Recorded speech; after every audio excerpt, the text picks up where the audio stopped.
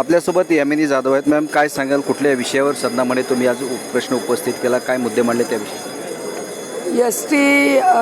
चे जे कर्मचारी आहेत त्यांच्या बँकेमध्ये ठेवी ठेवलेल्या असतात आणि त्या ठेवीचा जो व्याजदर वगैरे वाढवला गेलेला आहे किंवा ज्या पद्धतीचं वातावरण किंवा त्यांना माहिती मिळते आहे त्यामुळे हे जे त्याच्यात ज्या ठेवी ठेवणारी STचे कर्मचारी आहेत त्यांच्यामध्ये थोडं भीतीचं वातावरण निर्माण झालं आणि प्रत्येकाने आपल्या ठेवी काढून घेतलेल्या आहेत आणि त्यामुळे बँकेची परिस्थिती थोडीशी इकडे तिकडे झाली आहे.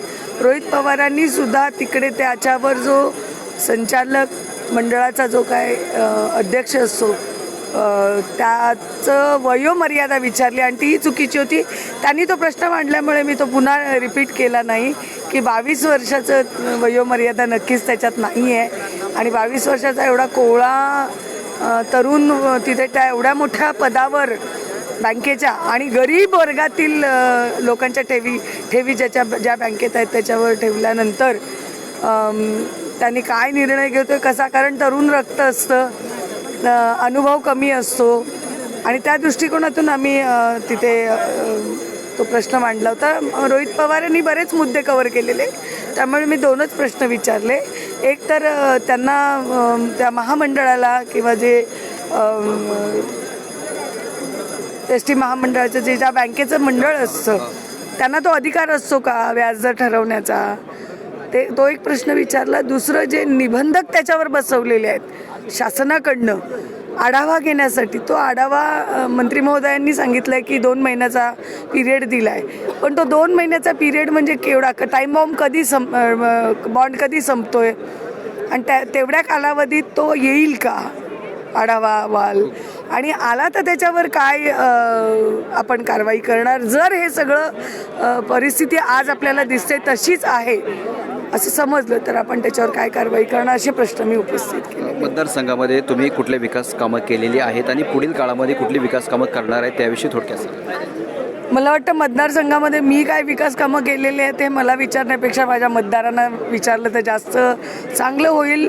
हां, तुम्ही मला हा प्रश्न विचारा की मतदारसंघामध्ये काम करत असताना कुठला मोठा प्रश्न आपल्याला भेडसावत आहे, तर मला भेडसावणारा एकच प्रश्न आहे, सगळ्यात मोठा प्रायोरिटी बेसिसवर एकदम वर ठेवणारा प्रश्न, जो जुन्या मोडकळीला आलेल्या इमारती त्यांच्या त्या म्हाडाच्या इमारत दुरुस्ती विभागाकडे किंवा त्या डिपार्टमेंटमध्ये पैसे नाहीत असं सांगितलं जातं. मग इमारतींची दुरुस्ती कशी होणार, आणि मग दुरुस्ती होत नाही तर त्यांचा पुनर्विकास झाला पाहिजे. कारण लोकांना जे आपण म्हणतोय की मुंबईकरांना मुंबईतच ठेवायचं आहे, मुंबईच्या बाहेर जाऊ द्यायचं नाही, तर हे पुनर्विकास जर झाले, जे आता नवीन गृहनिर्माण धोरण अमेंडमेंट होऊन आलेलं आहे त्याच्या अनुषंगाने ती इम्प्लिमेंट व्हायला सुरुवात झाली आहे, पण ते इम्प्लिमेंट प्रत्येकजण करत आहे की नाही याच्यावरही विजिलन्स असायला पाहिजे की त्याला बगल देत आहेत ह्याच्यावरही, कारण त्याच्यामध्ये नॉर्म्स आहेत.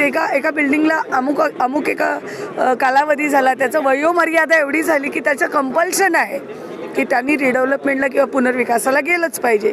तर एक विजिलन्स असावा की मुंबई महानगरपालिकेला सोबत घेऊन की त्यांच्याकडे सगळ्या बिल्डिंगची डिटेल्स असतात, ॲनेक्सर असतात, तर ते त्याच्यातनं बाबा ह्या झालेल्या आहेत आणि ह्या अजूनही ह्या प्रक्रियेला जात नाही आहेत, तर त्यांना ते कंपल्शन करावं.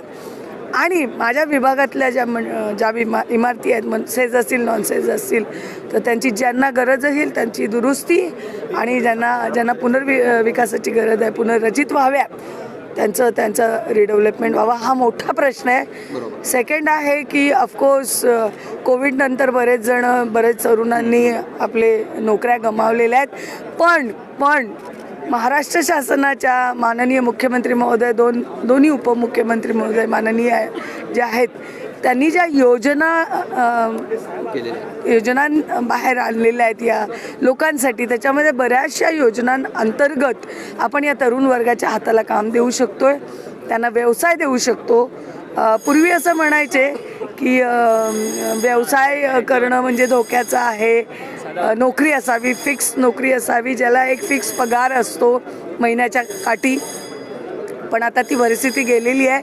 जर नोकरी मिळत नसेल तर माणसाने छोटा किंवा मोठा हा व्यवसाय सुरू करावा आणि हे सरकार त्या व्यवसायाला हात द्यायला पुढे येतं आहे, कर्ज देतं आहे.